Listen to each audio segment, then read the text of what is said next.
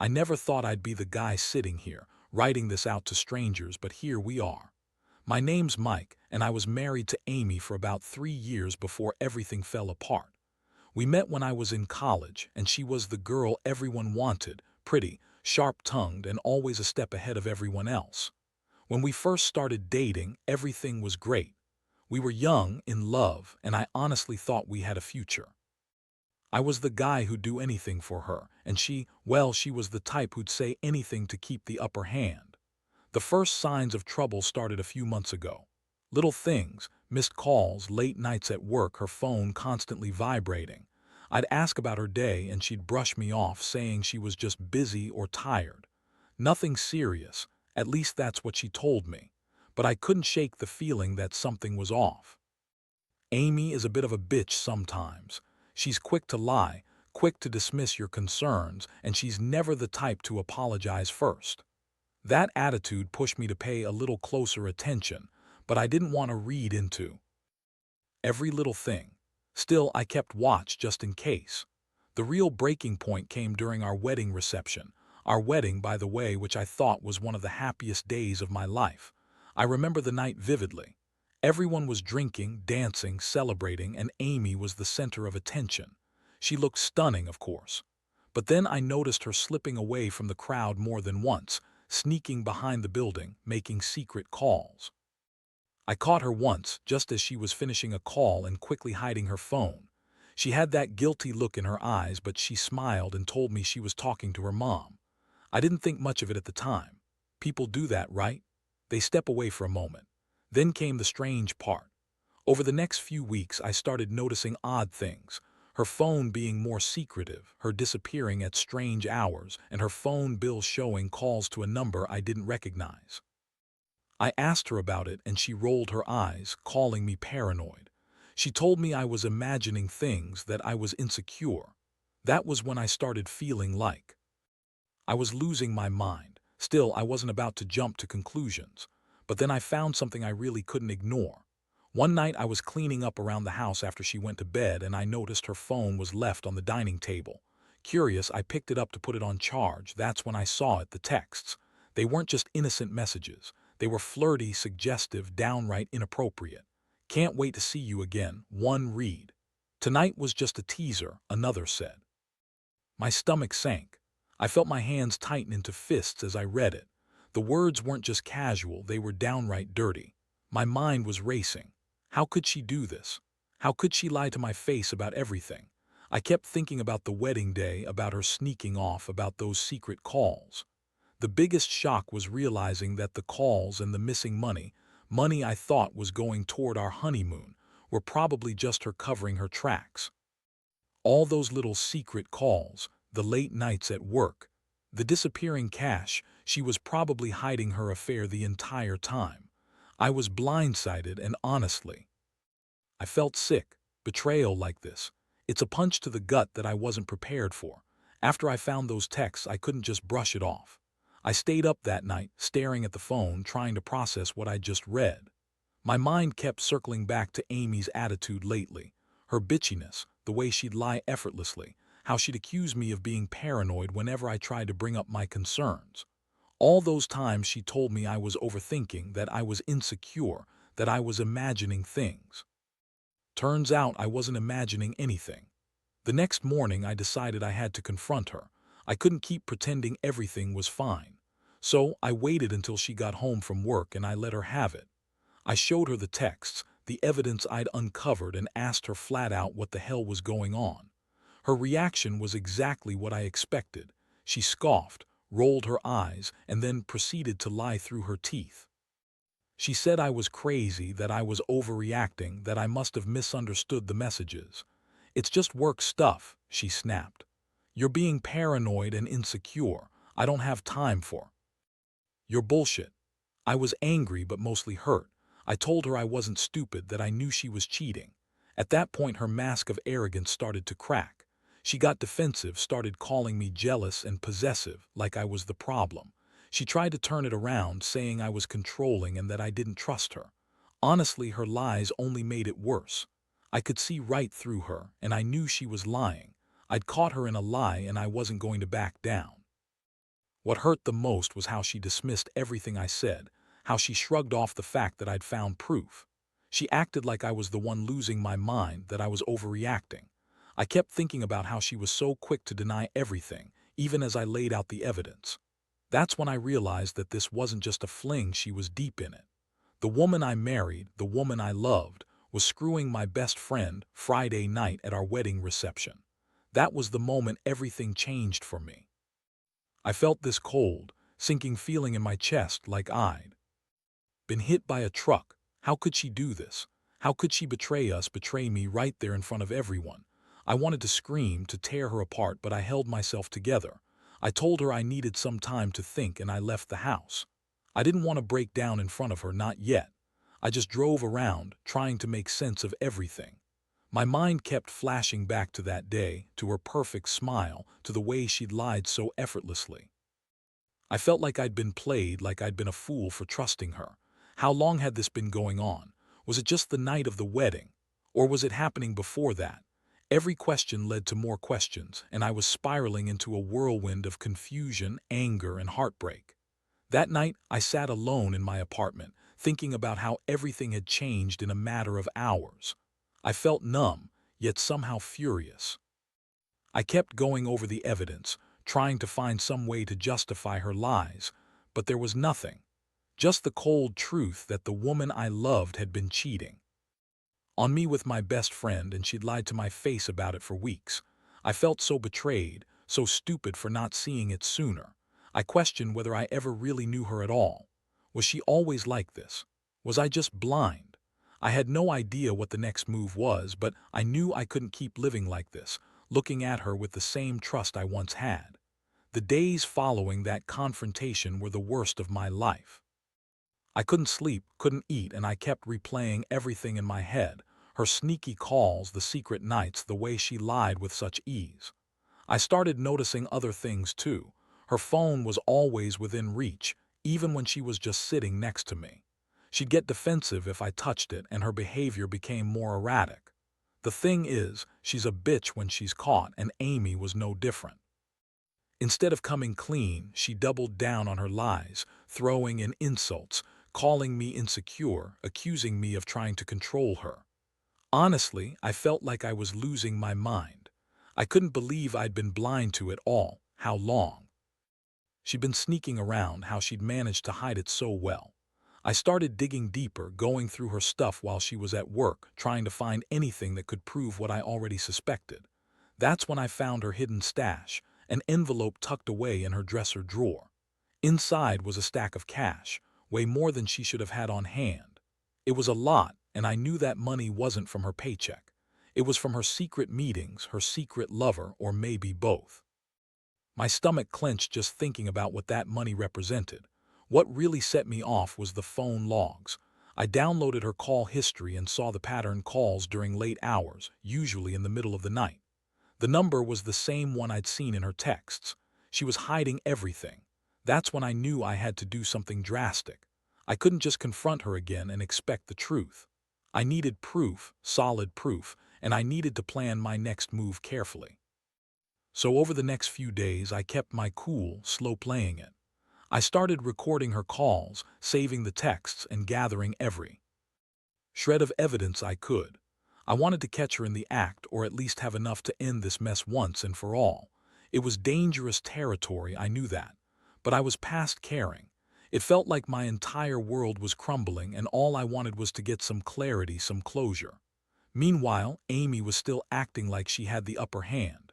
She throw tantrums, call me names, say I was just jealous or controlling. She insisted she loved me and that I was overreacting, even as her phone buzzed nonstop with secret calls. It was infuriating.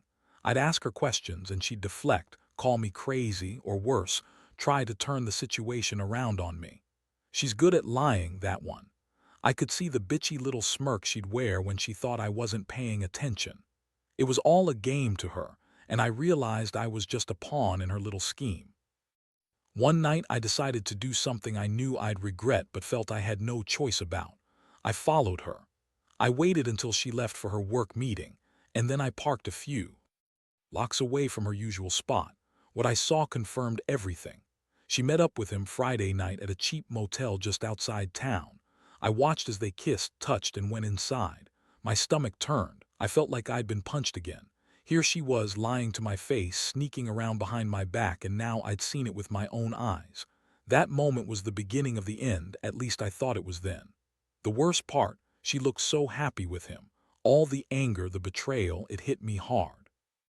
I'd trusted her, loved her, and this whole time she was out there, screwing my best friend in a cheap motel, probably laughing at me behind my back. I wasn't just hurt, I was furious. How could she do this? How could she be so callous? I'd never felt so betrayed in my whole life. I wanted to destroy her, to make her pay for what she'd done. But I also knew I needed to think carefully about my next move, because this wasn't just about getting revenge anymore. It was about saving what was left of my dignity and figuring out whether I wanted her back or if I was better off walking away for good.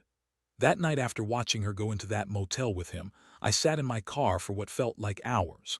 My mind was racing, trying to process everything I'd just seen. Part of me wanted to storm in there, confront them both, and rip her apart in front of him. But deep down, I knew that wouldn't solve anything. If I was going to do this right, I needed a plan, something cold, calculated, and final. The next morning, I woke up with a clear head. I knew what I had to do. I started drafting a plan to expose her, to end this nightmare once and for all.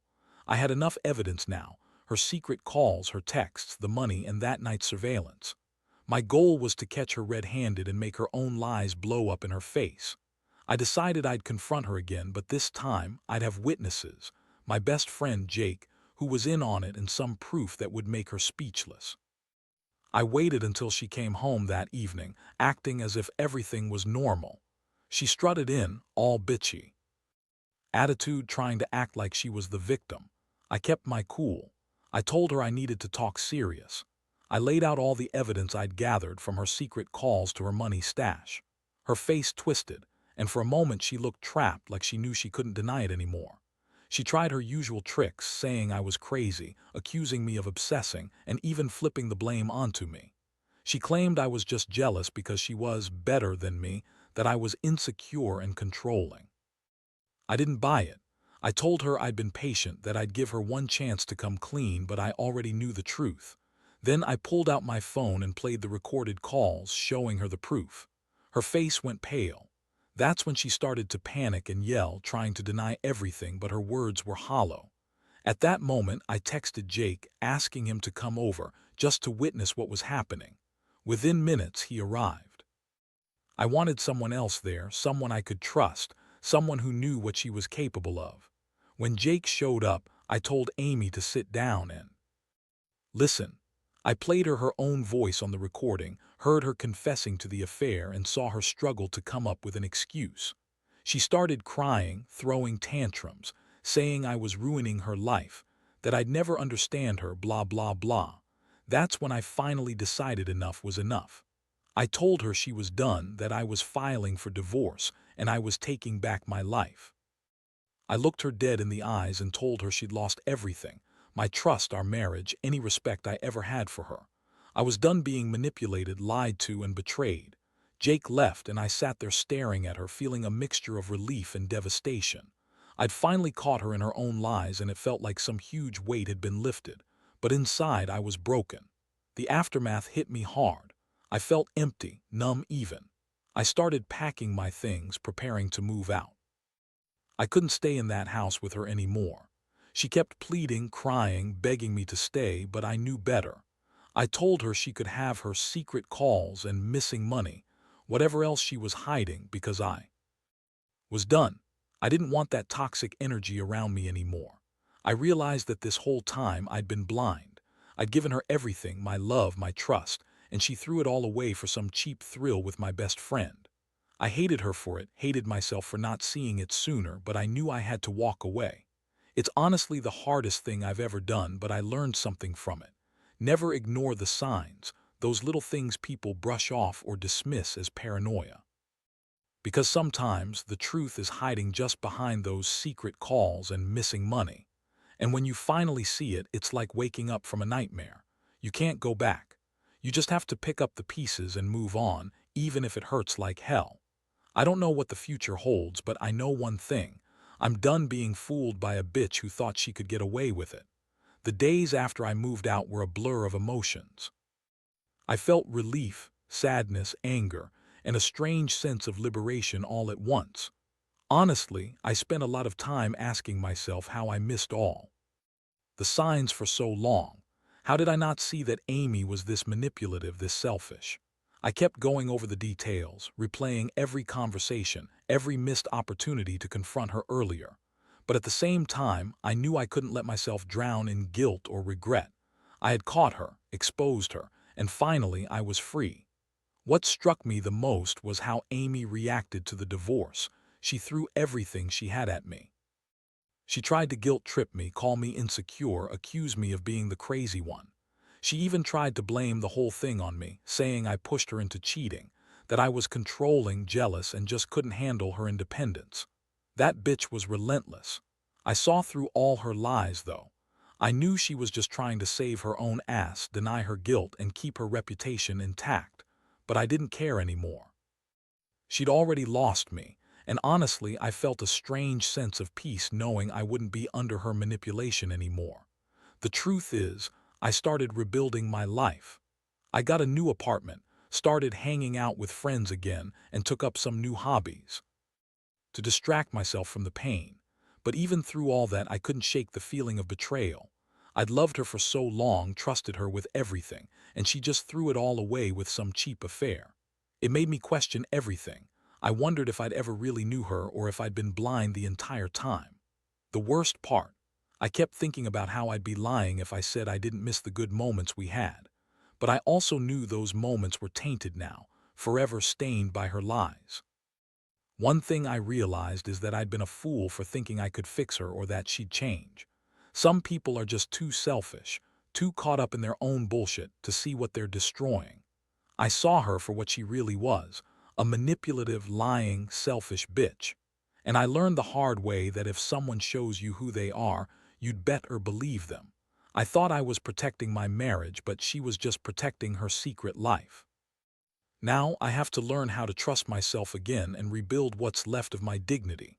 Looking back, I know I made the right decision walking away. It hurt like hell, but I've realized that I deserve better than someone who can lie and cheat right in front of me and still act like the victim. No one should accept that kind of betrayal. My advice to anyone reading this: if you see the signs, don't ignore them. Don't brush it off as paranoia or insecurity. Sometimes the biggest betrayal comes from the person you trust most, and if you're not careful, you'll be the one left with broken pieces. Trust your gut. Protect yourself. Because at the end of the day, you're the only one who truly cares about your happiness and well-being. Now I'm just trying to focus on moving forward piece by piece. It's not easy, but I know I'm better off without her. And maybe someday I'll find someone who's worth trusting again. Someone who won't lie to my face and laugh behind my back. That's the hope I hold on to, finding real love after all this mess. Looking back now, I realize how much I've grown from this whole nightmare. It's been months since I moved out, and honestly, I'm still healing. I don't wake up every day feeling like I've been punched in the chest anymore, but the scars are there. I've learned a lot about trust, betrayal, and what it really means to protect yourself. Amy's betrayal was a harsh lesson, but it's also made me stronger, more cautious, yes, but also more aware of my worth. One thing I've come to accept is that not everyone is worth fighting for. Sometimes, the best thing you can do is cut your losses, walk away, and rebuild yourself from the ground up. I won't lie, there's been moments of intense anger, grief, and even regret. But I've also found a new sense of peace in knowing I didn't let her manipulations define me. I took control, I exposed her, and I made the choice to move on. I want anyone reading this to know that if you're in a similar situation, your feelings are valid. Don't let anyone tell you to just get over it or move on. It's okay to feel devastated, angry, or hurt. But also understand that these feelings are part of the healing process. Trust your instincts. If someone shows you who they are, believe them. Because at the end of the day, you owe it to yourself to protect your heart and your happiness. I also want to say that forgiveness isn't always about forgetting or excusing the betrayal. Sometimes, it's about forgiving yourself for staying too long or for trusting the wrong person. It's about learning from the pain and using it to grow stronger. I'm not perfect, and I still have moments when I wonder what could have been if I'd seen the signs sooner. But I know now that I deserve someone who's honest, loyal, and respectful. This whole experience has been a brutal wake-up call, but I wouldn't change it because it's made me realize what I want and what I won't tolerate. I'm done with the lies and the secrets. I'm done with the girl who thought she could cheat her way out of her mistakes and manipulate her way back into my life. I've drawn a line and I've moved forward. So, to anyone out there dealing with similar heartbreak, hold your head up. You're stronger than you think. Let go of what's toxic, embrace the pain, and use it to rebuild a better version of yourself. Because trust me, better days are coming. And one day you'll look back at this chapter and see it as the painful but necessary step toward a brighter future.